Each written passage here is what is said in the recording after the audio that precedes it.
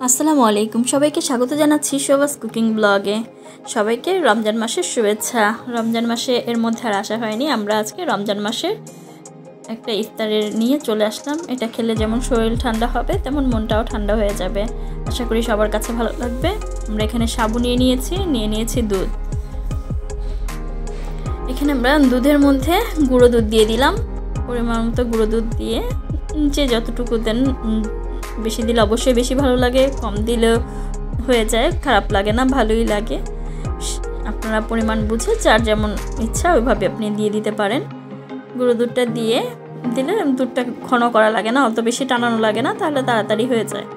আর নয়তোবা দুধটাকে ভালো করে টানিয়ে নিতে অনেক সময় লেগে যায়। এর জন্য আমরা গুঁড়ো দুধটা ইউজ করলে তাড়াতাড়ি আমাদের হয়ে যায়। এখানে গুঁড়ো দুধের সাথে চিনি দিয়ে দিলাম। আমরা এখানে লাল চিনিটা ব্যবহার করেছি। আর দিয়ে দিলাম 4টা এলাচ। এখন এটাকে আমরা একটু ভালো করে কিছুক্ষণ ফুটিয়ে নিব। ফুটিয়ে নিয়ে এখানে আমরা কাস্টার্ড পাউডার অ্যাড করে দিব। এখানে আমি 4 চা চামচ কাস্টার্ড পাউডার নিয়েছি। সামান্য পানি দিয়ে কাস্টার্ড পাউডার গুলে আমরা এটার সাথে মিক্সড করে দিব। তাহলে এটা দ্রুতই ঘন হয়ে আসবে। যেহেতু এখানে আমরা গুঁড়ো দুধ বেশি পরিমাণে দিয়েছি, এর জন্য আমরা দুধটাকে বেশি টানিয়ে নিইনি, বেশিক্ষণ জাল দিইনি। আপনারা যদি গুঁড়ো দুধ দিতে না চান বা পরিমাণে কম দেন, তাহলে আপনাকে দুধটাকে ভালো করে টানিয়ে নিতে পারেন, তাহলে মজা হবে।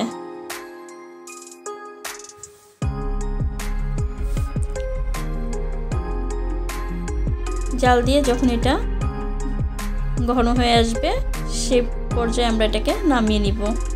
আর এখানে আমরা কিছু শুকনো ফ্রুটস আমরা ভিজিয়ে রাখছি। আর এখানে সাবুটাকে আমরা জাল দিয়ে নিচ্ছি। সাবুটা সিদ্ধ হয়ে গেলে যখন এরকম দানা দানা হয়ে আসবে, সেই পর্যায়ে আমরা এটাকে ছেঁকে নিব এবং ঠান্ডা পানি দিয়ে ভালো করে ধুয়ে নিব। এখন যেই দুধটাকে আমরা কাস্টার্ড পাউডার দিয়ে জাল আমরা দিয়ে রেখেছিলাম, সেই পাউডারের সাথে সেই দুধটার সাথে আমরা সাবুটাকে মিক্সড করে দিব, ভালো করে ধুয়ে ঠান্ডা করে। আর এইদিকে আমরা দুধটাকেও একটু ঠান্ডা করে নিয়ে তারপরে আমরা এটা মিক্সড করব। দুইটাকে মিক্সড করে এখন আমরা ফ্রুটসগুলো কেটে যে যেমন ইচ্ছা ফ্রুটস কেটে নিতে পারেন। আমি এখানে স্ট্রবেরি, আঙুর, কিছু খেজুর এবং বাদাম, কিশমিশ এগুলো দিয়ে আমরা এটাকে মিক্সড করে নিয়েছি।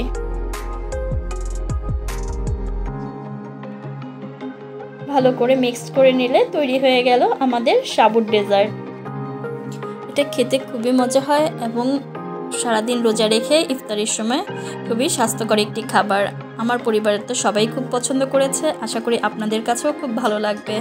সবাই তৈরি করে খাবেন এবং কমেন্টস করে আমাকে জানাবেন কারটা কেমন হলো। আশা করি আপনাদেরটা আমারটার চেয়ে বেশি ভালো হবে।